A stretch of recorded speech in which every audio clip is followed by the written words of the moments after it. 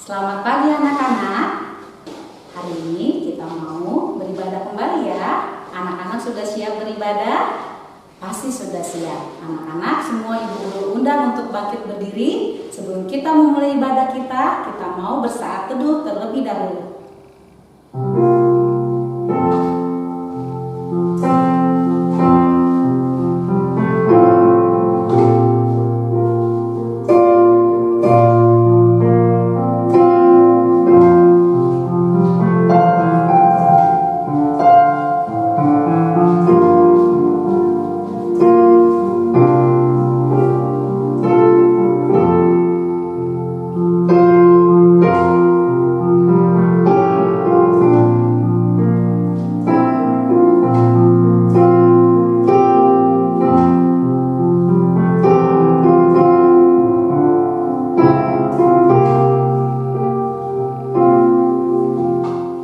Mari kita bersatu dalam doa.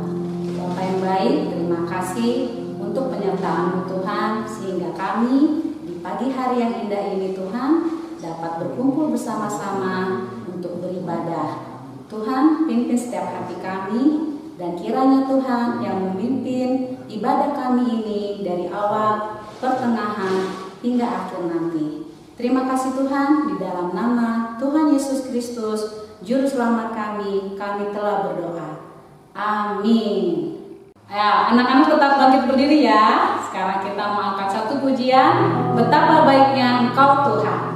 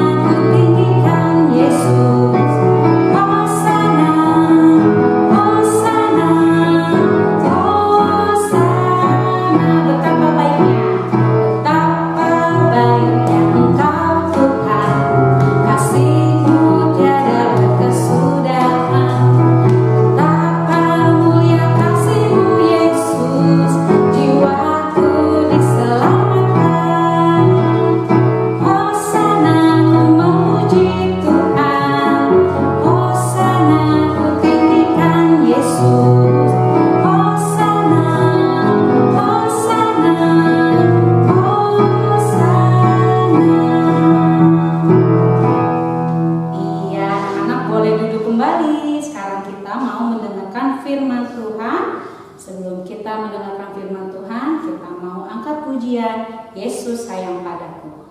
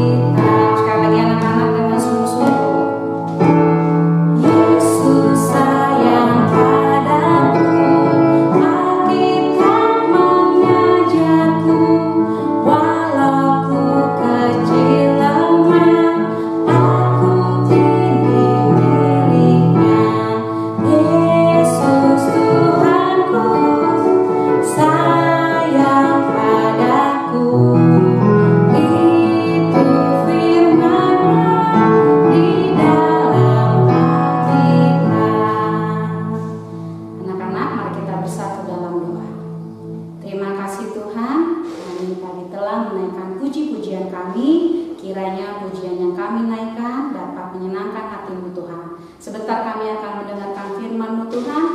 Berkati setiap hati kami, sehingga firman yang boleh kami dengar dapat menjadi kekuatan dan dapat kami lakukan di dalam kehidupan kami. Terima kasih Tuhan, di dalam nama Tuhan Yesus Kristus, Juru Selamat kami telah berdoa. Amin.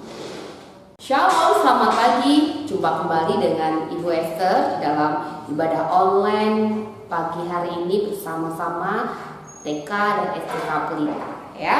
Nah, kita akan kembali melanjutkan pembahasan firman Tuhan kita yang sempat tertunda beberapa waktu lamanya ya, tentang mempelajari firman Allah ya. Hari ini kita akan lanjutkan tentang ya, Yesus mengasihi firman Allah. Kalian bisa buka di dalam Alkitab pasal yang Lukas pasal yang kedua mulai dari ayat 41 sampai 52 ya.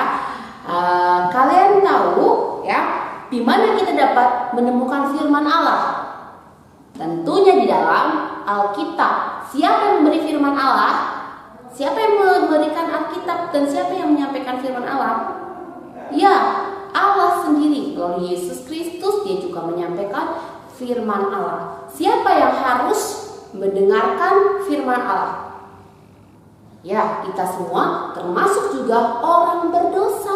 Orang berdosa perlu firman Allah, perlu ya. Apalagi orang berdosa sangat-sangat perlu firman Allah supaya mereka bisa bertobat dan mengenal Allah dan diselamatkan ya. Nah, hari ini Ibu akan cerita bagaimana Tuhan Yesus mengasihi firman Allah ya. Pada waktu itu Yesus yang menjelma menjadi manusia ya, turun ke dalam dunia menjadi manusia, jadi bayi, dia bertumbuh mengalami pertumbuhan seperti kita karena dia menjadi manusia ya. Lalu pada saat dia berumur 12 tahun, mungkin kira-kira kalau di Indonesia kelas 6 SD ya, pada saat umur 12 tahun Yesus beserta dengan ayahnya Yusuf dan juga Maria pergi ke Yerusalem untuk merayakan Paskah ya. Dan hari raya Paskah adalah perayaan yang sangat ditunggu-tunggu karena hari itu adalah hari yang menyenangkan. Karena setiap orang dari rumah masing-masing, dari kampung halaman masing-masing, dari kota masing-masing, mereka akan pergi menuju ke Yerusalem ya. Mereka akan mempelajari firman Allah, mereka akan bertemu dengan guru-guru yang ahli tentang firman Allah, mereka akan mengadakan pesta perayaan Paskah, dan mereka akan mempersembahkan korban untuk mengingat bagaimana mereka keluar dari tanah Mesir ya. Dan mereka berada di tempat yang istimewa karena mereka sekarang berada di bait Allah ya, di bait Allah ya. Nah, Yesus bersama dengan keluarganya, Maria dan Yusuf serta teman-temannya, tetangganya, pamannya, bibinya gitu ya, dan orang-orang sekampungnya bersama-sama berjalan dari Nazaret menuju ke Yerusalem ya. Nanti mereka akan merayakan Paskah di Yerusalem, di mana mereka akan membakar anak domba ya, lalu memasak sayur pahit dan roti tidak beragi, dan mereka cepat-cepat makan ya. Dan mereka akan mengingat setiap peristiwa, setiap cerita firman Tuhan yang begitu indah, bagaimana Allah menyelamatkan orang Israel ya, bagaimana Allah membawa orang Israel keluar dari tanah Mesir dan mereka menemukan, bertemu dengan Allah yang penuh kasih, dan mereka beribadah kepada Tuhan. Nah, ketika perayaan itu berakhir, maka mereka akan pulang ke rumah masing-masing, termasuk Yesus dan keluarganya. Mereka akan pulang ke kampung halaman mereka ya. Kembali mereka berbondong-bondong ya, mereka rame-rame jalan, belum ada kendaraan bermotor waktu itu ya. Jadi mungkin yang punya unta pakai unta, yang punya kuda pakai kuda, yang nggak punya ya mereka jalan kaki rame-rame ya menuju ke Yerusalem ya. Nah, pada saat perjalanan pulang gitu ya, setelah sekian lama perjalanan, Maria dan Yusuf menyadari bahwa Yesus tidak ada di antara mereka. Bahkan dia lihat kanan kiri, depan belakang, tidak ada Yusuf di dalam barisan mereka. Tidak ada Yesus di antara barisan mereka. Wah, kemana ya?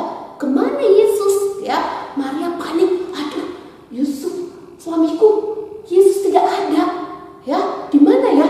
Lalu mereka coba cari-cari ke paman, ke bibi, ke teman-teman gitu ya, ke orang-orang yang di dalam perjalanan. Mereka tanya, lihat Yesus nggak?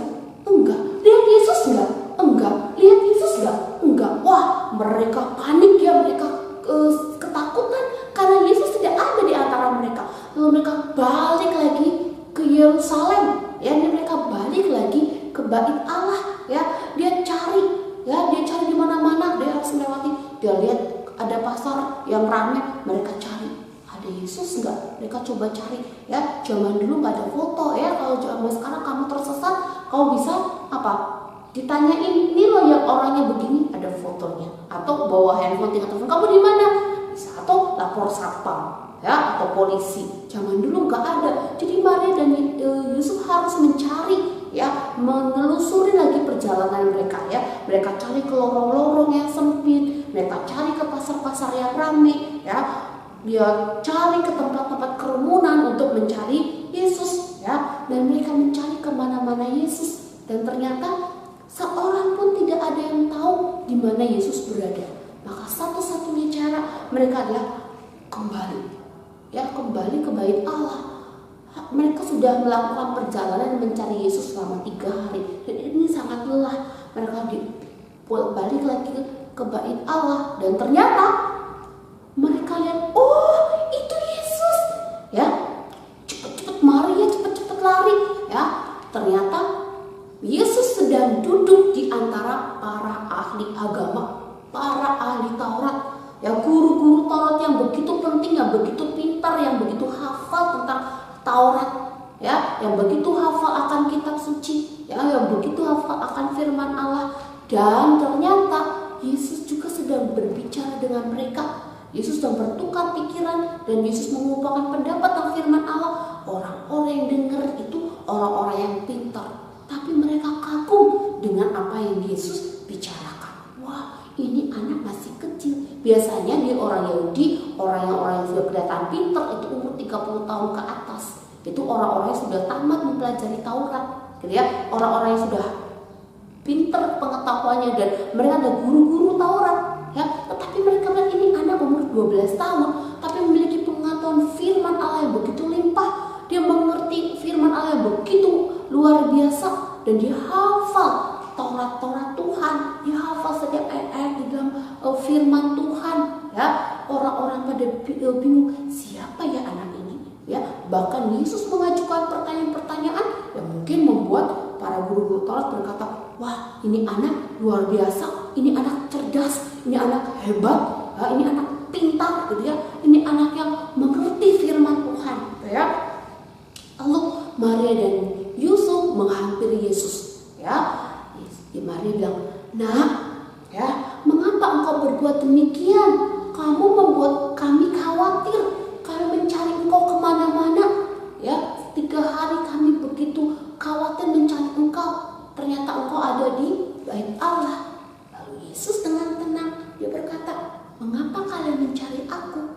Aku sedang ada di dalam rumah Bapakku, ya.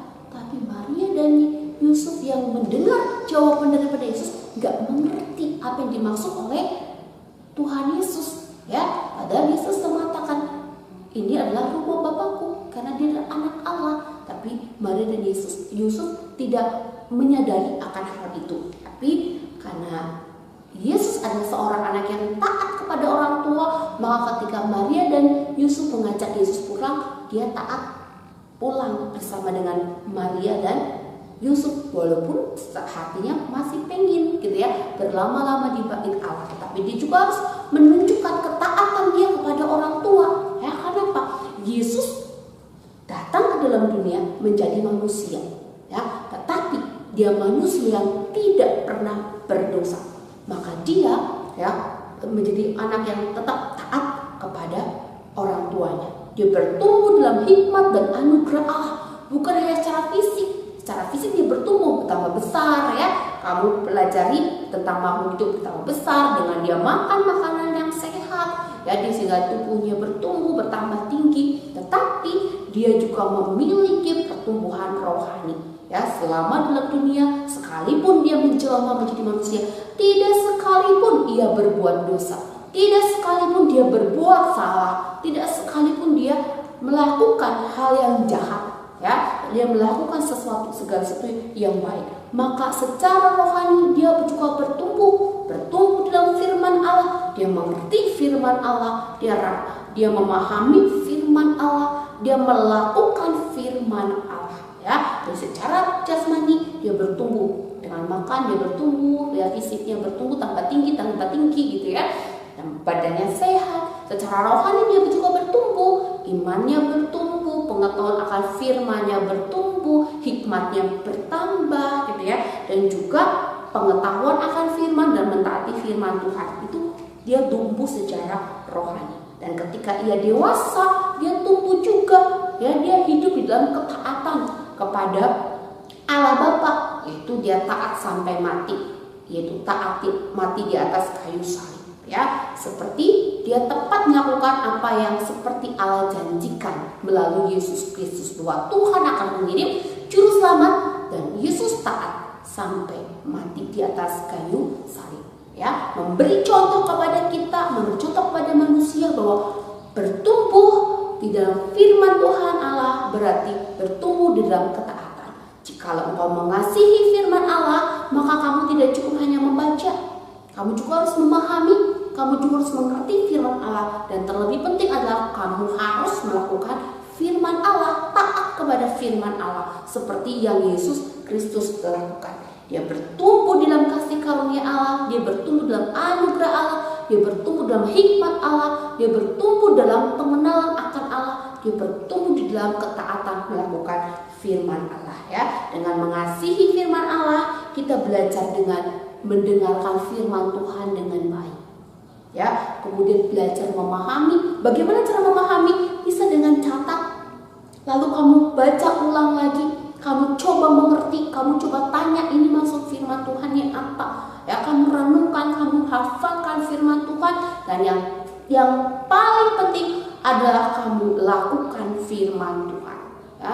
Lakukan firman Tuhan, taati firman Tuhan, dan jangan lupa juga kamu memberitahukan firman Tuhan kepada orang lain, kepada ayahmu, ibumu ya. Mungkin ada papa mama kamu yang masih jarang-jarang ke gereja, nggak pernah ibadah, nggak pernah baca Alkitab. Kamu dengar setiap Jumat di chapel, setiap minggu di dalam ibadah online, kamu dengar firman itu, kamu bagikan kepada ayah dan ibumu dulu, lalu kamu bagikan kepada kakakmu, kepada adikmu yang masih kecil, kamu bagikan, kamu ceritakan kembali firman Tuhan, dan lakukan firman Tuhan. Itu membuktikan kalau engkau mengasihi firman Allah ya. Karena firman Allah adalah siapa? Yesus sendiri. Yohanes 1 ayat 14. Firman itu telah menjadi manusia dan diam di antara kita, dan kita telah melihat kemuliaannya, itu kemuliaan yang diberikan kepadanya sebagai anak tunggal Bapa, penuh kasih karunia dan kebenaran. Jadi firman itu siapa? Yesus sendiri, Allah sendiri. Waktu kamu taat kepada firman Tuhan, berarti kamu sedang taat kepada Yesus, kepada Allah ya. Hiduplah di dalam ketaatan ya. Dan kalau selama ini kalian belum taat, minta tolong kepada Roh Kudus untuk memberi kekuatan dan kemampuan buat kamu melakukan firman Allah, untuk menunjukkan bahwa kamu pun seperti Yesus mengasihi firman Allah. Mari kita berdoa. Bapa di surga, kami bersyukur untuk firman Tuhan yang kami dengar pada pagi hari ini, bahwa kami harus menjadi anak-anak yang mengasihi firman Allah dengan rajin membaca firman Allah, rajin beribadah mendengarkan firman Allah, belajar memahami, mengerti firman Allah, dan terlebih Tuhan, kami belajar melakukan firman Tuhan dan membagikannya kepada orang lain, menceritakan ulang kepada orang lain tentang firman Allah, sehingga kami bisa bertumbuh di dalam iman dan pengenalan kami akan Tuhan melalui firman Tuhan yang kami dengar dan kami lakukan. Terima kasih Tuhan, Roh Kudus tolong kami, beri kami kemampuan untuk bisa melakukan firman Tuhan. Di dalam nama Tuhan Yesus Kristus, Juru Selamat kami sudah berdoa. Amin. Selamat pagi, Tuhan Yesus memberkati. Sampai jumpa di dalam ibadah online berikutnya.